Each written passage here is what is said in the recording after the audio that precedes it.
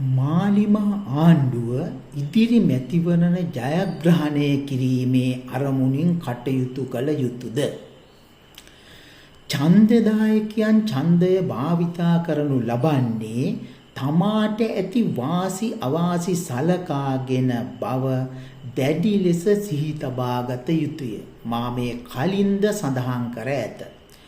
ඉන් අදහස් වන්නේ ඉදිරි මැතිවරණ ජයග්‍රහණය කිරීමට නම් බහුතර ජනතාව සැනසෙන පරිදි කටයුතු කිරීමට සිදුවනු ඇත යන්නයි. දැනට රට පවතින තත්ත්වය යටතේ බහුතර ජනතාව සතුටු වන පරිදි යහපත් රටක් බිහි කිරීමේ අරමුණින් කටයුතු කළ නොහැකි බව ඔබට වැටහෙනු ඇත. උදාහරණයක් ලෙස බස්වල සහ ත්‍රිවිල් වල සවිකර ඇති නුසුදුසු දේ ඉවත් කිරීමට කටයුතු කිරීමේදී එම පාර්ශවයන් නොසතුටට පත්වීම දැනටම අත්දැක ඇති කරුණකි.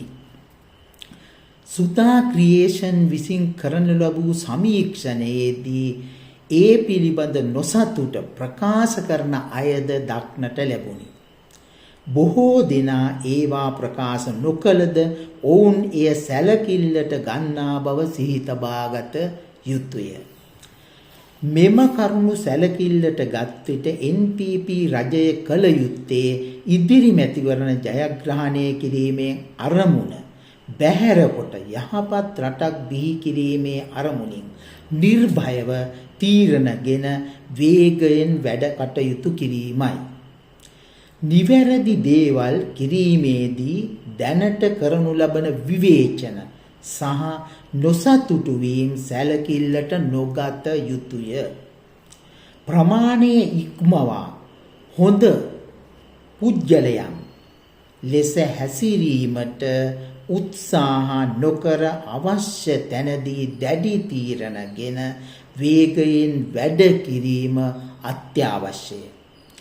දැඩි තීරණගෙන වැඩ කිරීමේදී බොහෝ දෙනා අසතුටු වුවද අවසාන වශයෙන් අවුරුදු 5 තුල රට යහපත් තැනකට ඔසවා තැබිය හැකි වුවහොත් මිනිසුන් හට පරණ නොසතුට අමතක වී මැතිවරණ ජයග්‍රහණය කිරීමේ හැකියාවද ලැබීමට ඉඩ ඇත. මාහට අත්දැකීමක් නැති වුවද මට දැනෙන දෙයක් වන්නේ රාජ්‍ය නිලධාරීන් විසින් ඔවුන්ගේ අවශ්‍යතාව මත ජනාධිපති ඇතුළු මැති ඇමතිවරුන් ඇන්දවීමට කටයුතු කරන බවයි. මක්නිසාදයත් ඔවුන් පුරුදු වී ඇත්තේ බහුතරයක් රටේ ධනය කොල්ල කන දේශපාලඥයන් සමග ඔවුනුත් ඒවාට සම්බන්ධ වී කටයුතු කිරීමටයි.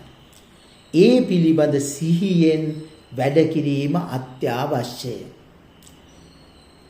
තවද ඔවුන් බොහෝ විට උත්සාහ කරනු ලබනු ඇතැයි මම සිතන්නේ ඇමතිවරුන් කලින් වාගේම අන්දවා ඔවුන්ගේ පැත්තට නම්මවා ගැනීමට හැකියාවක් ඇතිවේයයි සිතා රජය අමාරුවේ දැමීමේ අරමුණින් මෙම වැඩ කටයුතු කිරීමට ඉඩ ඇත. ඒ පිළිබඳ සිහි තබාගෙන කටයුතු කළ යුතුය.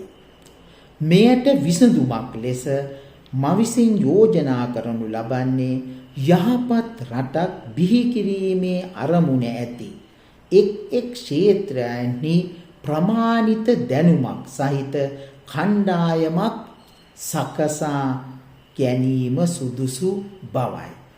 එවිට තීරණ ගැනීමේදී ඔවුන් විමසා සිටිය හැක. ඔබ තැමට යහපතක්ම වේවා.